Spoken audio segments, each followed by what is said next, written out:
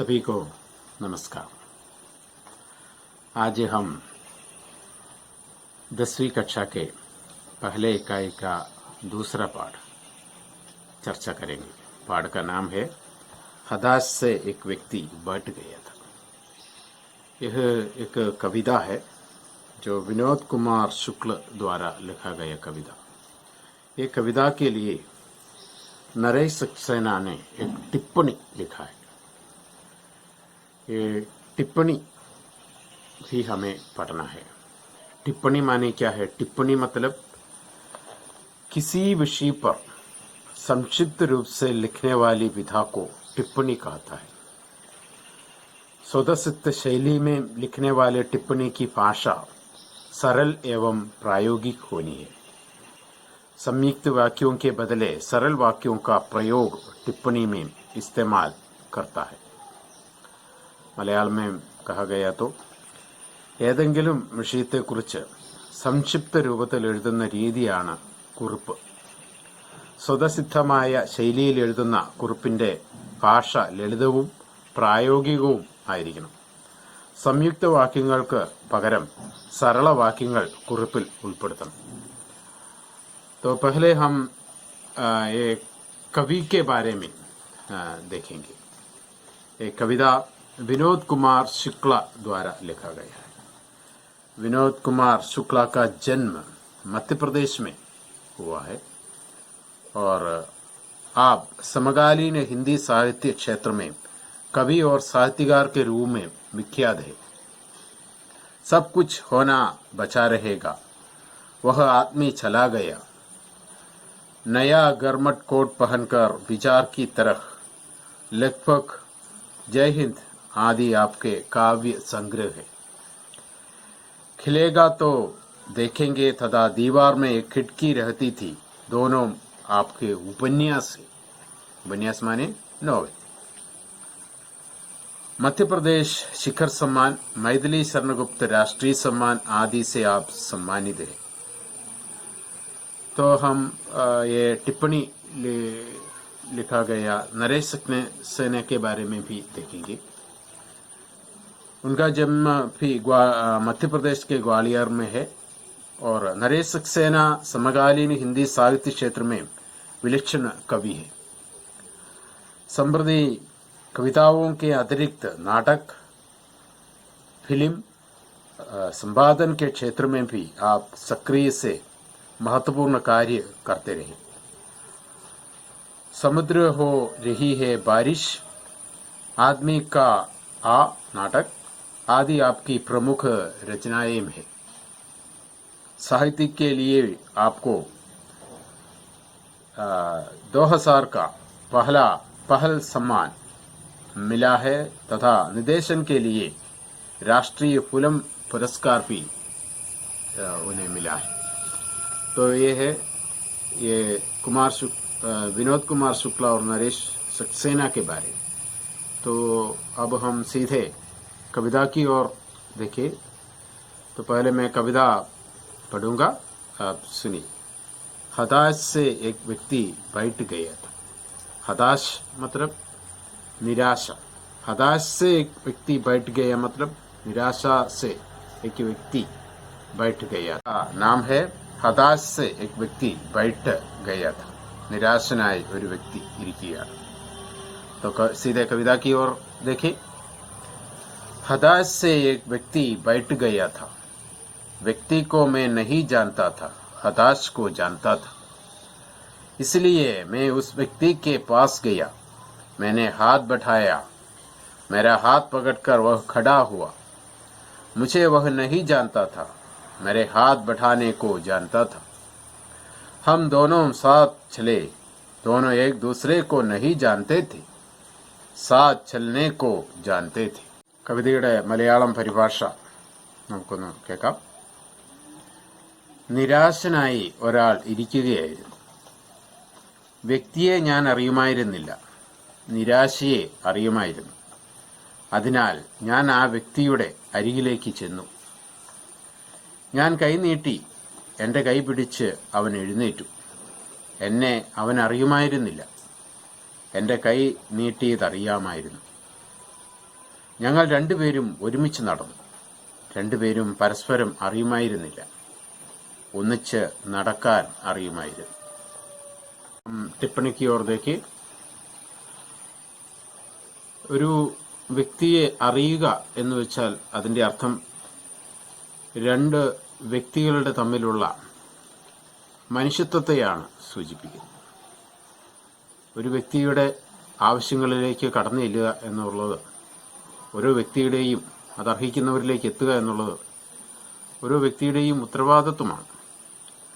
അപ്പോൾ അത് നമ്മെ ബോധ്യപ്പെടുത്തുന്ന, നമ്മെ മനസ്സിലാക്കുന്ന ഒരു കവിതയാണ് ഈ ഹതാശ് സെ എക് വ്യക്തി ബൈഠ് ഗയ ഥാ എന്നുള്ളത്. അപ്പോൾ ആ കവിതയുടെ കുറിച്ചുള്ള ടിപ്പണി ആണ് ഇവിടെ നരേഷ് സക്സേന എഴുതിയിരിക്കുന്നത്. അപ്പോൾ നമുക്ക് ആ टिप्पणीയിലേക്ക് പോകാം. ആദ്യത്തെ പാരഗ്രാഫ്. विनोद कुमार शुक्ला अपनी मौलिकता के साथ ही भाषा की अनगढ़ता के लिए विख्यात है, किंतु इस कविता में मौलिक होने के साथ ही वे काव्य शिल्प के सिद्ध कवि की तरफ ही दिखाई देते हैं. अब विनोद कुमार शुक्ला എന്ന് പറയുന്നത് കവി തന്റെ മൗലികത കെ സാത്ത്, മൗലികത എന്ന് വെച്ച് കഴിഞ്ഞാൽ ഒറിജിനാലിറ്റി അല്ലെങ്കിൽ മറ്റനുകരണങ്ങളില്ലാതെ സ്വതസിദ്ധമായ രീതിയിൽ എഴുതുന്ന വ്യക്തി. അപ്പോൾ അദ്ദേഹത്തിന്റെ ഭാഷാക്ക് അൻഗഢത, ആ ഭാഷയുടെ ഒന്നിനെ അനുകരിക്കാത്ത ഒരു വളരെ സ്വതന്ത്രമായ രീതിയിൽ എഴുതുന്ന ആ ഒരു രീതി, അതിന് അദ്ദേഹം വളരെയധികം പ്രശസ്തനാണ്. किंतु इस कविता में मौलिक होने के साथ ही वे काव्य शिल्प के सिद्ध कवि की तरफ ही दिखाई देते हैं. അതായത് കാവ്യശില്പം, കവിതയുടെ ശില്പ സൗന്ദര്യവും നമുക്ക് ഇദ്ദേഹത്തിന്റെ ഈ കവിതയിൽ കാണാനായിട്ട് സാധിക്കും. ആ ശില്പ സൗന്ദര്യം എന്ന് ഉദ്ദേശിക്കുന്നത് വാക്കുകൾ പലതവണ റിപ്പീറ്റ് ചെയ്യുന്നുണ്ട്. അപ്പോൾ അതിലൂടെ ഉണ്ടാക്കുന്ന ഒരു സൗന്ദര്യം, കവിതയുടെ ഒരു സൗന്ദര്യമുണ്ട്. മേ നഹി ജാൻതാ ഥാ, അപ്പം അങ്ങനെയുള്ള വാക്കുകളൊക്കെ ആവർത്തിക്കുകയും അപ്പം അങ്ങനെ അതിൻ്റെ ഒരു ശില്പ സൗന്ദര്യം വർദ്ധിപ്പിക്കുന്നുണ്ട്. അപ്പം ഈ दूसरा पैराग्राफ. कविता के अर्थ इतने सहज और साफ है कि उन्हें व्याख्या की दरकार नहीं है. सरल शब्दों वाले वाक्य स्वयं ही अपना मर्म कह देते हैं. അപ്പം കവിതയുടെ അർത്ഥം എന്ന് പറയുന്നത് വളരെയധികം സ്വാഭാവികവും അതുപോലെ തന്നെ വളരെ ക്ലിയറാണ്. കൃത്യമായിട്ട് നമുക്ക് മനസ്സിലാകുന്ന രീതിയിൽ വളച്ചുകെട്ടില്ലാതെയാണ് കവിതയിൽ പറഞ്ഞിരിക്കുന്നത്. അതുപോലെ തന്നെ അതിന് വായിക്കുമ്പോൾ നമുക്ക് വേറെ കൂടുതൽ വ്യാഖ്യാനത്തിന്റെ ആവശ്യമില്ല. ഈ കവിത വായിക്കുമ്പോൾ തന്നെ അതിന്റെ അർത്ഥം എന്തെന്ന് നമുക്ക് മനസ്സിലാക്കാനായിട്ട് സാധിക്കും. सरल शब्दों वाले वाक्य स्वयं ही अपना मर्म कह देते हैं. വളരെ ലളിതമായ വാക്കുകളിൽ എഴുതിയിട്ടുള്ള ഈ കവിതയിലെ വാക്കുകൾ അതിന്റെ മർമ്മം, അതിന്റെ സന്ദേശം വളരെ കൃത്യതയോടെ നേരായി തന്നെ നേരിട്ട് അത് വായിക്കുന്നവരിലേക്ക് പകർന്നു നൽകുന്നുണ്ട് എന്നുള്ളതാണ്. ഇനി तीसरा അനുച്ഛേദ്. व्यक्ति को मैं नहीं जानता था, हदाश को जानता था, कहते हैं वे. അപ്പം വ്യക്തിയെ ഞാൻ അറിയുന്നില്ല, മറിച്ച് ആ വ്യക്തിയുടെ നിരാശയെ എനിക്കറിയാം, മനസ്സിലാക്കുന്നു. जानते कि हमारी उस जाने पहचाने रूटी को तोड़ देते. ഇപ്പോൾ സാധാരണ നമ്മുടെ ഒരു രീതി അനുസരിച്ച് ഒരാളെ അറിയുക എന്ന് പറഞ്ഞു കഴിഞ്ഞാൽ അതിൻ്റെ അർത്ഥം അതിൻ്റെ പേരും കാര്യങ്ങളൊക്കെ അറിയുക, ജോലി, താമസം, ഇതൊക്കെ അറിയുക എന്നാണ് സാധാരണ രീതിയിലുള്ള ആളുകളുടെ ഒരു ചിന്ത. അത്തരത്തിലുള്ള ഒരു ചിന്താഗതിയെ തന്നെ അദ്ദേഹം മാറ്റിമറിക്കുകയാണ് ഇവിടെ ജാന്നെ എന്ന വാക്കിലൂടെ, ഇവിടെ ഈ കവിതയിലൂടെ. जो व्यक्ति के नाम, पते, उम्र, ओहदे या जाതി से जानने को जोड़ती है. സാധാരണഗതിയിൽ വ്യക്തികളെ നമ്മൾ അറിയുന്നത് നാം, പേര്, പത, അഡ്രസ്സ്, ഉമ്ര, വയസ്സ്, അതുപോലെ തന്നെ ഓഹദ എന്ന് വെച്ച് കഴിഞ്ഞാൽ പദവി. അപ്പോൾ ഇതിൻ്റെയൊക്കെ അടിസ്ഥാനത്തിലാണ്, അതുപോലെ ജാതി, ഇങ്ങനെ ഇതിൻ്റെയൊക്കെ അടിസ്ഥാനത്തിലാണ് സാധാരണ ആളുകളെ നമ്മൾ ബന്ധപ്പെടുത്തി പറയുന്നത്. പക്ഷെ ആ രീതിയെ അദ്ദേഹം ഇവിടെ തകർത്ത് കളയുകയാണ് ചെയ്യുന്നത്. यदि हम किसी व्यक्ति को उसकी हताश, निराश, असहायता या उसके संकट को से नहीं जानते तो हम कुछ नहीं जानते. അപ്പം നമ്മൾ ഇത്രയും ഈ കാര്യങ്ങളൊക്കെ അറിയാം. പക്ഷേ ഒരു വ്യക്തിയുടെ വിഷമങ്ങളും നിസ്സഹായതയും മനസ്സിലാക്കാൻ സാധിക്കുന്നില്ലെങ്കിൽ ബാക്കിയെല്ലാം അറിഞ്ഞു എന്ന് പറയുന്നതിൽ എന്താണ് അർത്ഥം എന്നാണ് ഇവിടെ കവി ചോദിക്കുന്നത്. सड़क पर घायल पड़े अपरिचित व्यक्ति को देखकर क्या हम कह सकते हैं कि उसे हम नहीं जानते? അപ്പോൾ റോഡില് മുറിവേറ്റ് കിടക്കുന്ന ഒരു വ്യക്തിയെ കണ്ടിട്ട് നമുക്ക് പറയാൻ സാധിക്കുമോ ഇയാളെ എനിക്കറിയില്ല എന്ന്, അല്ലെങ്കിൽ ആ സഹായം ആവശ്യമുള്ള ആളെ നമുക്ക് കണ്ടില്ലെന്ന് നടിക്കാനായിട്ട് സാധിക്കില്ല. വാസ്തവമേ हम जानते हैं कि यह व्यक्ति मुसीबत में है और इसे हमारी मदद की जरूरत है. അപ്പോൾ നമുക്കൊരു പരിചയമില്ലാത്ത ആളാണെങ്കിൽ പോലും റോഡിൽ മുറിവേറ്റ് കിടക്കുന്ന ഒരു വ്യക്തിയെ കാണുമ്പോൾ നമുക്ക് മനസ്സിലാവും ഇദ്ദേഹം ബുദ്ധിമുട്ടിലാണെന്നും ഇയാൾക്ക് സഹായം ആവശ്യമുണ്ടെന്നും നമുക്ക് മനസ്സിലാവും. യഹ് കവിത മനുഷ്യക്കോ മനുഷ്യക്ക് തര ജാനേക്ക് യാദ് ദിലാത്തി.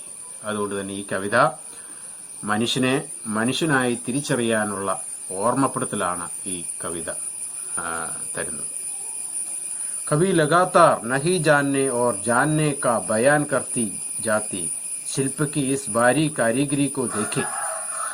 कवि कविതയിൽ കവി പലതവണ നഹി ജാന്നെ ഓർ ജാന്നെ കാ ബയാൻ അത് പലതവണ വർണ്ണിച്ചിട്ടുണ്ട്, പലതവണ ആവർത്തിച്ചിട്ടുണ്ട്. ശില്പ കി ഇസ് ഭാരി കാരീഗരി കോ ദേഖെ. ഈ കവിതയുടെ ഈ നിർമ്മാണത്തിലെ വളരെ സൂക്ഷ്മമായി ഒന്ന് പരിശോധിക്കുക എന്നാണ് ഇവിടെ ടിപ്പണികാരൻ പറയുന്നത്.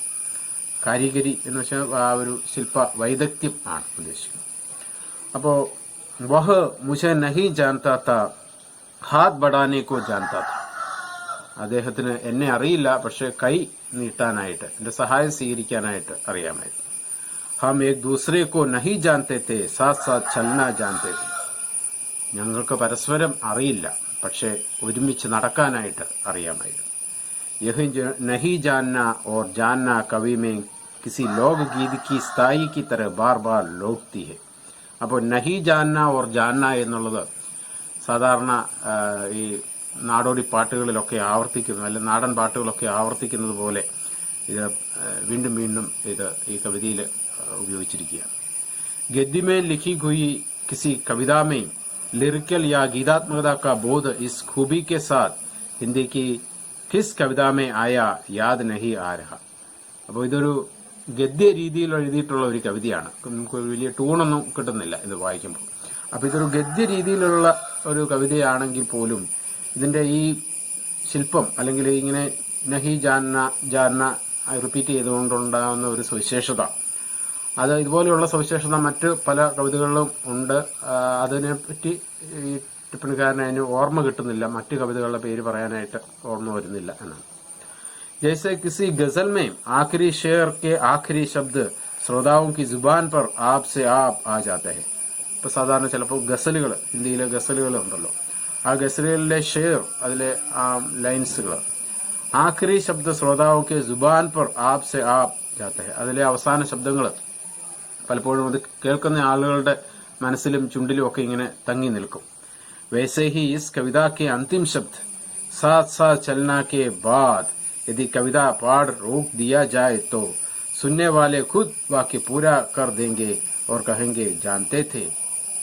അപ്പോൾ ഈ കവിതയിൽ അതിലെ അന്തിമ ശബ്ദമായ വാക്കുകൾ സാത്ത് സാത്ത് ചലന കെ ബാദ്, അതിനുശേഷം കവിത അവസാനിപ്പിച്ചു കഴിയുമ്പോൾ അത് കേൾക്കുന്ന ആളുകളുടെ അവര് സ്വയം അത് പൂർത്തീകരിക്കും. എന്താണ്? ഓർ കഹെങ്കി, അവർ പറയും ജാൻതേ ഥേ, സാത്ത് സാത്ത് ചലന ജാൻതേ ഥേ എന്ന് പറയുന്ന രീതിയിലാണ് ഈ കവിത എന്നാണ്. യഹ് കവിത ജാന്ന ശബ്ദ കെ രൂഢീകൃത അർത്ഥ കോ പൂരി തരഹ സെ ബദൽ ദേത്തി ഹെ. അപ്പൊ ഈ കവിത ജാനന എന്ന വാക്കിന്റെ പരമ്പരാഗതമായ അർത്ഥത്തെ തന്നെ മാറ്റിമറിക്കുകയാണ്. ജാന്ന എന്ന വാക്കിന്റെ അർത്ഥം സാധാരണഗതിയിൽ എന്താണെന്നാണ്? ആളുകളുടെ പ്രായം, പേര്, സ്ഥാനമാനങ്ങള്, ജാതി, ഇതൊക്കെയാണ് ജാന്ന എന്നുകൊണ്ട് ഉദ്ദേശിക്കുന്നത്. അതല്ല, അതിനു പകരം ഒരു വ്യക്തിയുടെ നിസ്സഹായ അവസ്ഥയും ആവശ്യങ്ങളെയും അറിയുക എന്നുള്ളതാണെന്നുള്ള ഒരു വലിയ മാറ്റമാണ് ഈ കവി ഈ കവിതയിലൂടെ തരുന്നത് എന്നാണ്. इस कविता की पहली दो पंक्तियों में ही कवि अपनी पूरी बात कह देता है. ഇതിന്റെ ആദ്യത്തെ 2 ലൈനിൽ തന്നെ കവി പറയാനുള്ള കാര്യങ്ങൾ മുഴുവൻ വളരെ കൃത്യതയോടെ വ്യക്തതയോടെ പറയുന്നുണ്ട്.